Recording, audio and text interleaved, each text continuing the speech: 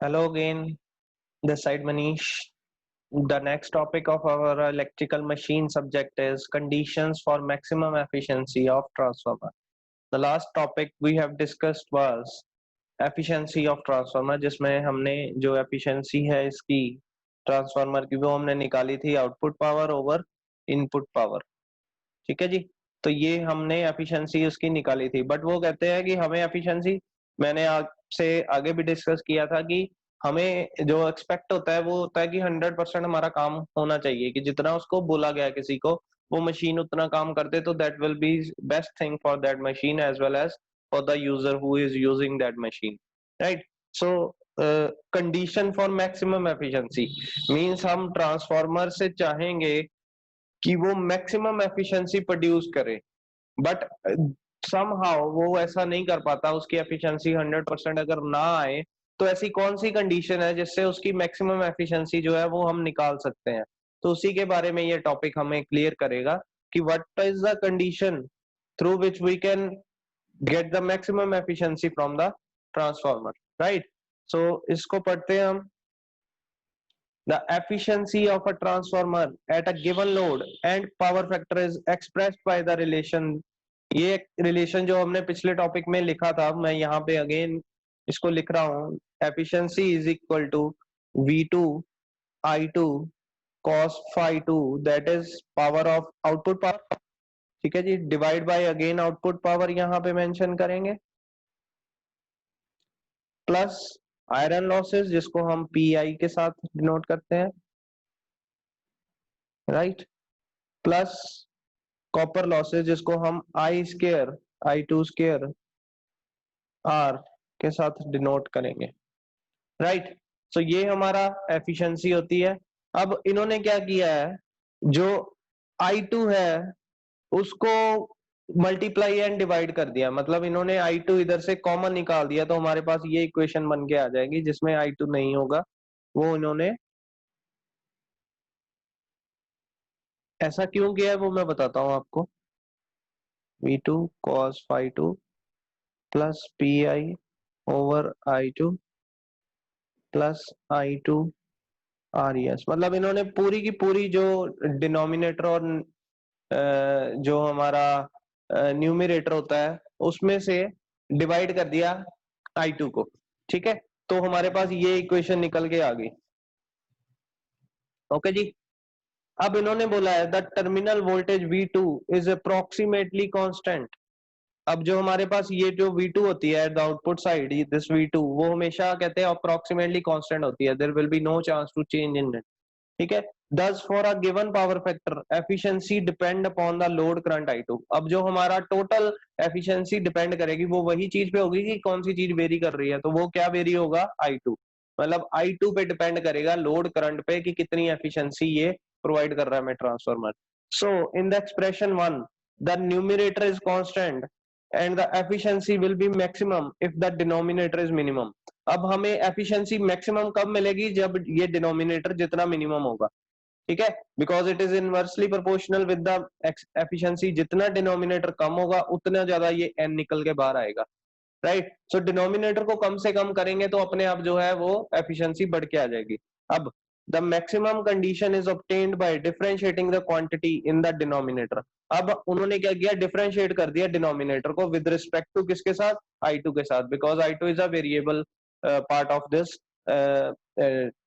Equation, right, and equating that to zero. मतलब उन्होंने यहाँ पे ये जो डिनोमिनेटर पार्ट था दिस पार्ट को उन्होंने डिफरेंशिएट कर दिया और इसको इक्वेट कर दिया विद रिस्पेक्ट टू जीरो के साथ।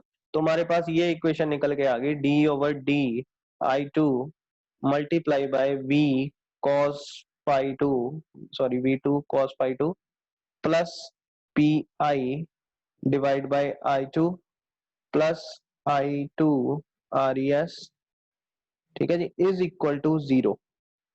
जब ऐसा किया तो यहाँ पे जब डिफरेंशिएट करेंगे ये वाली टर्मिनोलॉजी बिल्कुल जीरो हो जाएगी बिकॉज इट इज कांस्टेंट। ठीक है, और अगर हमें जिस वेरिएबल को हमने डिफरेंशिएट करना है वो अगर डिनोमिनेटर में हो तो वो स्केयर निकल के बाहर आता है। ठीक है, और यहाँ पे जो होगा वो कैंसिल हो जाएगा I2। तो हमारे पास जो इक्वेशन आएगी दैट इज दिस वन, वो आएगी जीरो आफ्टर डिफरेंशिएटिंग। आपने मैथ्स में पढ़ा होगा minus p i divide by I2 square plus RES is equal to 0।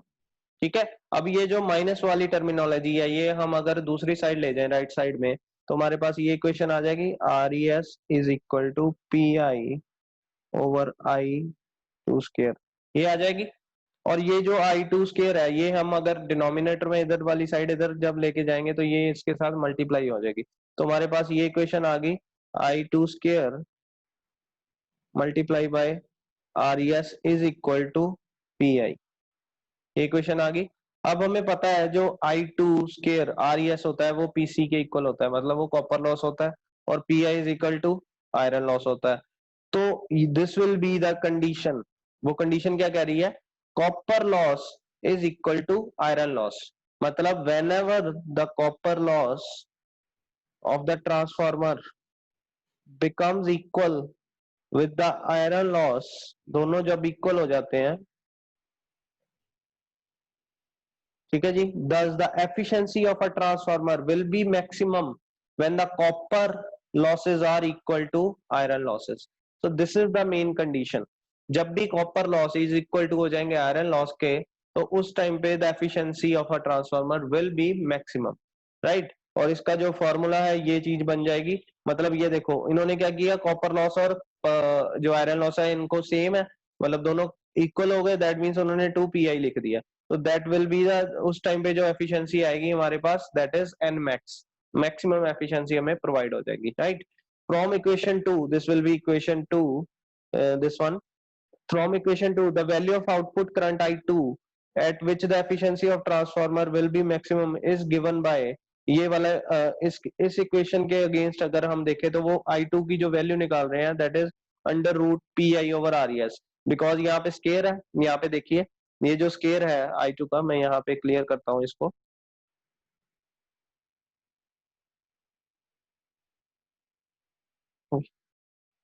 हाँ जी।